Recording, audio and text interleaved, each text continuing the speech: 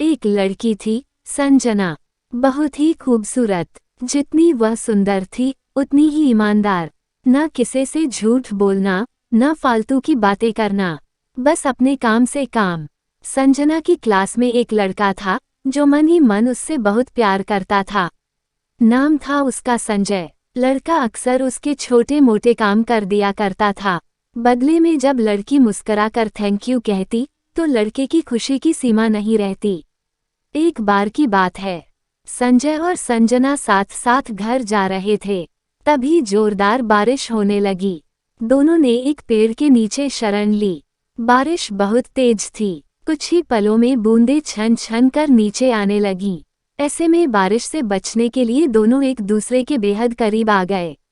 संजना को इतने करीब पाकर संजय अपने जज्बातों पर काबू न रख सका। उसने संजना को प्रपोज कर दिया। संजना भी मन ही मन संजय को बेहद पसंद करती थी, इसलिए वह भी राजी हो गई। और इस तरह दोनों का प्यार परवान चढ़ने लगा। एक बार की बात है, संजना उसी पेड़ ने नीचे संजय का इंतजार कर रही थी। संजय बहुत देर से आया। उसे देखकर संजना नाराज होती हुई बोली, तुम इतनी देर से क्यों आए?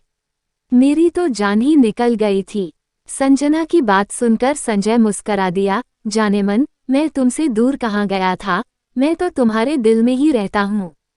तुम्हें यकीन न हो तो अपने दिन से पूछ लो। इस प्यार भरी बात को सुनकर संजना अपना सारा गुस्सा भूल गई और वह संजय से लिपट गई। एक दिन दोनों लोग उसी पेड़ के नीचे बैठे बातें कर रहे थे। संजना पेड़ के सहारे बैठी थी और संजय उसकी गोद में सर रख कर लेटा हुआ था। तभी संजना बोली, जानू, अब तुम्हारी जुदाई मुझसे बर्दाश्त नहीं होती। तुम्हारे बिना एक पल भी मुझे 100 साल के बराबर लगता है। तुम मुझसे शादी कर लो, नहीं तो मैं मर जाऊंगी। संजय ने झट से लड़की के मुंह पर अपना हाथ रख दिया और बोला, मेरी जान, ऐसी बातें मत किया करो। अगर तुम्हें कुछ हो गया तो मैं कैसे जिंदा रहूंगा? संजना कुछ नहीं बोली। वह उम्मीद भरी नजरों से संजय की ओर देखती रही। संजय ने अपनी बात आगे बढ़ाई, तुम चिंता मत करो जान, मैं जल्दी ही अपने घर वालों से बात करूंगा। धीरे धीरे काफी समय बीत गया। एक दिन की बात है, दोनों लोग उसी पेड़ के नीचे बैठे हुए थे। उस वक्त संजय का चेहरा उतरा हुआ था। संजना के पूछने पर वह रुआंसा होकर बोला, जान, मैंने अपने घर वालों को बहुत समझाया, पर वे हमारी शादी के लिए तैयार ही नहीं। उन्होंने मेरी शादी कहीं और तय कर दी है। यह सुनकर संजना का कलेजा फट पड़ा।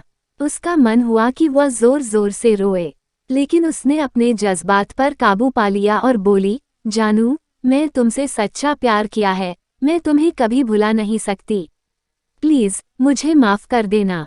संजय धीरे से बोला, वैसे अगर तुम चाहो तो हम लोग हमेशा अच्छे दोस्त रह सकते हैं। संजना यह सुनकर जोर जोर रोने लगी।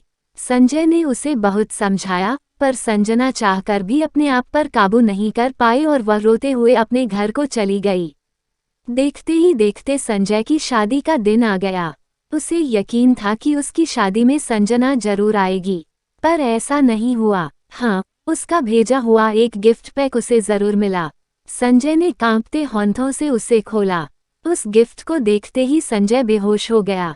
गिफ्ट पैक में और कुछ नहीं, खून से लथपथ संजना का दिल रखा हुआ था, और साथ ही में थी एक चिट्ठी जिसमें लिखा हुआ था, अरे पागल, अपना दिल तो लेते जा, वरना अपनी पत्नी को क्या देगा।